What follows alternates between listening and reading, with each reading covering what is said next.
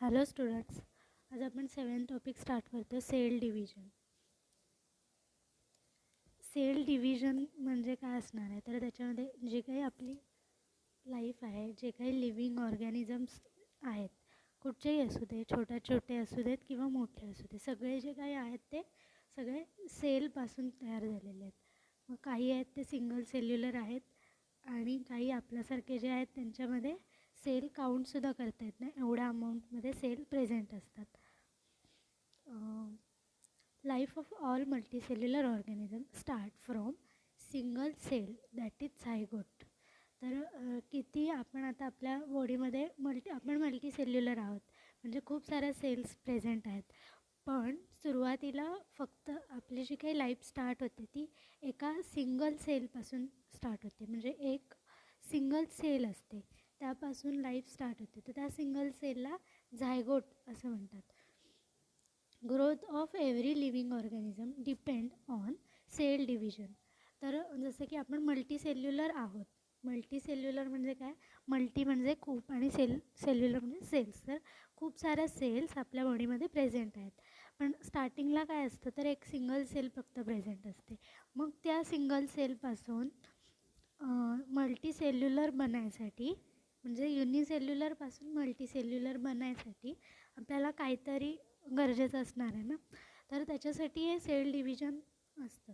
म्हणजे एका सेलचं काय होतं, एक सेल डिवाईड होते आणि त्याच्या 2 सेल तयार होतात.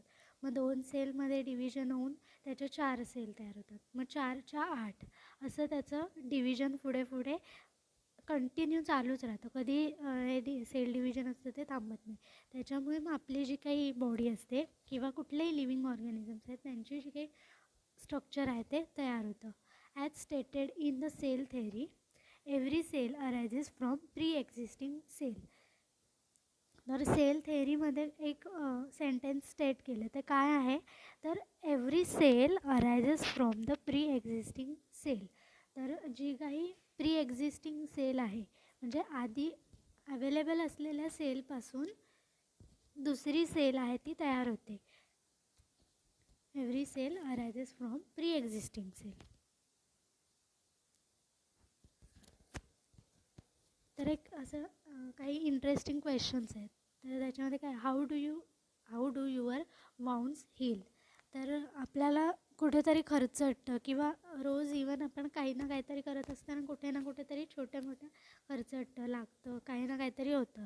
मग तेव्हा रक्त येतं आणि थोड्या दिवसाने, काही जर कमी लागलं असेल तर 2 दिवसात किंवा जास्त लागलं असेल तर काही ठराविक दिवसानंतर काय होतं, ते जे काही आपलं लागलं असेल ते हिलिंग होऊन जातं, म्हणजे हील होतं. तर ते का होत असेल, तर wounds heal because of addition of new cell by mitosis.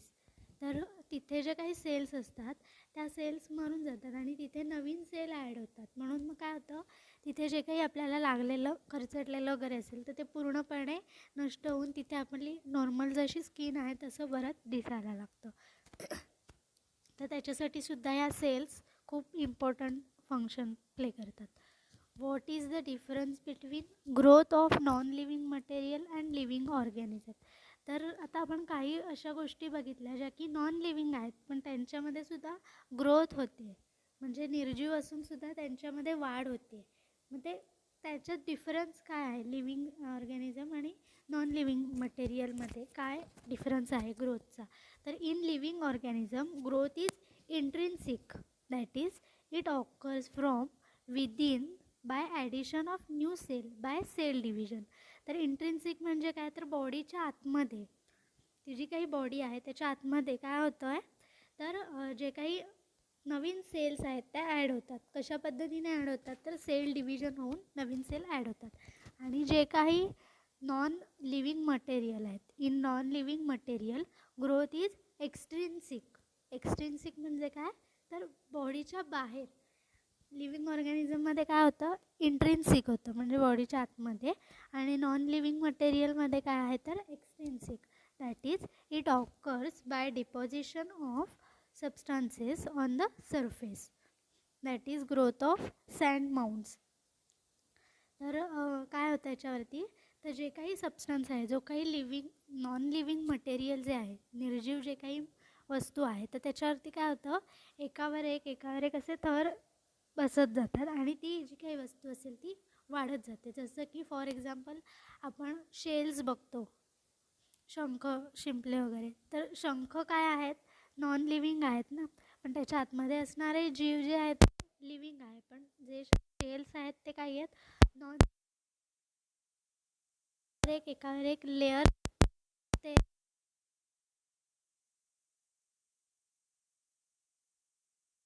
असतं. ओके.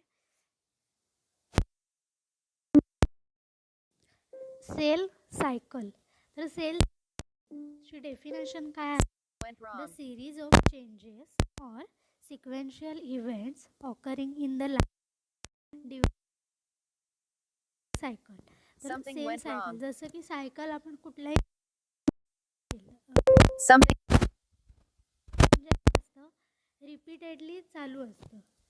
जे काही फंक्शन असेल ते रिपीटेडली तेच परत परत चालू असतं, त्याला सायकल बोलतात.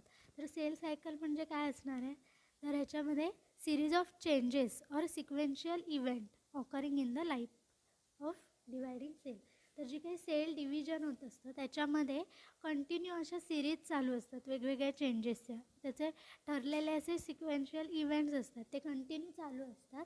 तर ते जे काही इव्हेंट असतात त्याला काय म्हणतात, तर cell cycle. Phases of cell cycles are interphase and M phase. तर कोणत्या कोणत्या फेज आहेत सेल सायकलच्या, 2 फेजेस आहेत. एक आहे इंटरफेज आणि दुसरी आहे एम फेज. इथे आपल्याला बुकमध्ये ही डायग्राम दाखवली आहे सेल सायकलची. तर त्याच्यामध्ये दिसते इथे ही इंटरफेज आहे. M phase 33 p.m.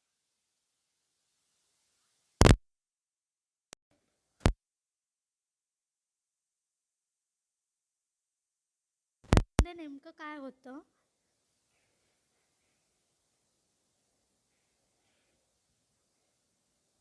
फर्स्ट आहे interphase. The stage between two successive cell division is called interphase.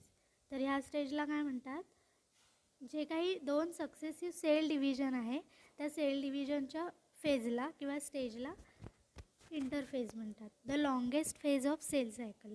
तर आपण इथे डायग्राममध्ये बघितलं, ही जी आहे ती इंटरफेज आहे आणि ही मायटोसिस किंवा एम फेज आहे. तर इथे आपल्याला दिसते ना इंटरफेज केवढी आहे, सर्वात मोठी आहे. म्हणून काय म्हणतात, तर इंटरफेज जी आहे ती longest phase of cell cycle. During interphase the cell is metabolically active and prepares itself for cell division. तर सेल डिव्हिजनमध्ये काय होतं या इंटरफेजमध्ये, तर जी काही सेल आहे ती मेटाबॉलिकली ॲक्टिव्ह होते आणि सेल डिव्हिजनसाठी जे काही फंक्शन लागतं ते करायला सुरुवात करते. 3 sub phases of interphase are as follow. तर इंटरफेजमध्ये टोटल 3 सब फेजेस आहेत. कोणत्या कोणत्या आहेत, इथे डायग्राममध्ये दाखवली आहे. ही आहे G1 फेज, ही G1 फेज आहे इथे दाखवलं आहे. त्यानंतर ही एस फेज आहे आणि ही G2 फेज आहे. अशा टोटल 3 सब फेजेस असतात कशामध्ये, इंटरफेजमध्ये. तर फर्स्ट कुठली फेज आहे, G1 फेज. G1 फेज का म्हणतात, first it is first gap period or first growth period म्हणून G1 फेज असं म्हणतात. Phase of synthesis of RNA, protein and membranes. तर ह्या फेजला काय होतं, it start immediately after cell division. तर सेल डिव्हिजन स्टार्ट झाल्यावर लगेच G1 फेज येते. तर ह्याच्यामध्ये काय होतं, RNAचं सिंथेसिस होतात. RNA कोणते कोणते आहेत, mRNA, rRNA, tRNA, हे जे काही आहेत ते सिंथेसिस होतात. त्यानंतर प्रोटीनचं सिंथेसिस होतं. त्यानंतर synthesis of membrane during this phase. तर वेगवेगळे हे जे काही सिंथेसिस आहेत ते या फेजमध्ये होतात. इथे आपल्याला डायग्राममध्ये दाखवलेत. सेल ग्रोथ आहे, normal cell function, organelle duplication, असं जे काही आहे ते ह्या G1 फेजमध्ये होतं. आणि ही G1 फेज किती अवर्ससाठी असते तर 8 अवर्स ऑर मोर. तर जास्तीत जास्त 8 अवर्स किंवा त्याच्यापेक्षा जास्त वेळासाठी ही जी काही G1 फेज आहे ती राहते.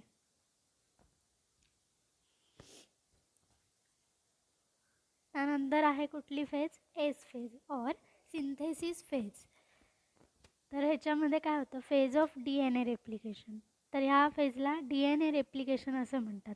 तर जे काही DNA आहे, आपण जसं की म्हणतो ना की पॅरेंट्सकडून जे काही कॅरेक्टर्स असतील ते त्यांच्या यंग वन्सकडे येतात. तर ते कशा पद्धतीने येतात? तर हे जे काही DNA असतं त्या DNAमध्ये सगळं जे काही जेनेटिक मटेरियल असतं, म्हणजे जे काही सगळे कॅरेक्टर्स असतात ते सगळे त्या DNAमध्ये स्टोअर होतात. आणि ते DNA नंतर काय होतं? रेप्लिकेशन, म्हणजे सेम एका DNA सारखे दुसरे DNA सेमच्या सेम जशीच्या तशी कॉपी तयार होते. तर ती कुठल्या फेजमध्ये होते? या एस फेजमध्ये होते. Histone protein are also synthesis during this phase. तर जे हिस्टोन प्रोटीन आहे ते सुद्धा या फेजमध्ये तयार होतात. In animal cells replication of centrioles takes place in cytoplasm. तर जसं की आपण सेलचं स्ट्रक्चर बघितलं होतं, सेलच्या स्ट्रक्चरमध्ये एक जेली लाईक फ्लुईड असतं, त्याला सायटोप्लाझम बोलतात. तर त्या सायटोप्लाझममध्ये सेंट्रिओल्सचं जे काही रेप्लिकेशन असतं ते सुद्धा ह्या फेजला होतं. कुठली फेज आहे ही? Second phase, S phase. ही किती अवर्ससाठी असते तर 6 to 8 अवर्ससाठी. त्यानंतर थर्ड फेज आहे G2 phase or second growth phase. It involve synthesis of RNA and protein needed for cell division. तर सेल डिव्हिजनसाठी लागणारे जे काही प्रोटीन आहे त्याचं सिंथेसिस या G2 फेजमध्ये होतं. त्यानंतर नेक्स्ट काय आहे? Cell may withdraw from cell cycle at phase and enter G phase. Cell in G0 phase may re-enter G phase or may get differentiate and become permanent cell. तर काय होतं याच्यामध्ये? इथे डायग्राममध्ये आपल्याला दाखवलं आहे. फर्स्ट G1 फेज झाली, त्याच्यानंतर एस फेज झाली, त्यानंतर G2 फेज झाली. G2 फेज झाल्यावर काय होतं? G0 म्हणजे जी काही एम फेज आहे तिकडे जाते सेल. मग त्याच्यानंतर काय होतं? 2 डॉटर सेल तयार होतात. इथे आपल्याला दिसतात. म्हणजे ही जी काही एक सेल आहे त्या एका सेलसारख्या सेम इथे 2 सेल तयार होतात. तर अशा पद्धतीने जे सेल डिव्हिजन असतं ते कॅरीड आउट होतं. तर एम फेजमध्ये काय काय होतं? एम स्टँड फॉर मायटोसिस और मिओसिस. तर हे जे 2 टाईप्स आहेत सेल डिव्हिजनचे, मायटोसिस, मिओसिस, आणि तिसरा टाईप अमायटोसिस आहेत. ते 3 जे काही टाईप्स आहेत ते आपल्याला नेक्स्ट लेक्चरला बघायचे आहेत. M phase involves karyokinesis, that is division of nucleus into 2 daughter nuclei, and cytokinesis, that is division of cytoplasm resulting in 2 daughter cells. तर एम फेजमध्ये काय होतं? 2 प्रकारचं डिव्हिजन होतं, एक कॅरिओकायनेसिस आणि दुसरं सायटोकायनेसिस. कॅरिओकायनेसिसमध्ये काय होतं? जो न्यूक्लियस असतो ना सेलमध्ये त्या न्यूक्लियसचे 2 पार्ट होतात. म्हणजे तो जो न्यूक्लियस आहे तो 2 पार्टमध्ये डिवाईड होतो. म्हणजे एका न्यूक्लियसचे 2 न्यूक्लियस तयार होतात. आणि सायटोकायनेसिसमध्ये काय होतं? जे सायटोप्लाझम असतं म्हणजे जेली लाईक जे फ्लुईड असतं ते फ्लुईडचं त्या 2 सेलमध्ये कन्व्हर्जन होतं. आणि अशा पद्धतीने मग काय होतं? Resulting in 2 daughter cell. मग काय होतात? 2 डॉटर सेल्स ज्या आहेत त्या तयार होतात. म्हणजे एका सेलपासून 2 सेल तयार होतात. आणि हे असंच कंटिन्यू चालू राहतं. सारखं सायकल ही जी चालूच असते आणि त्याच्यामुळे मग ज्या काही सेल्स असतील त्या तयार होतात.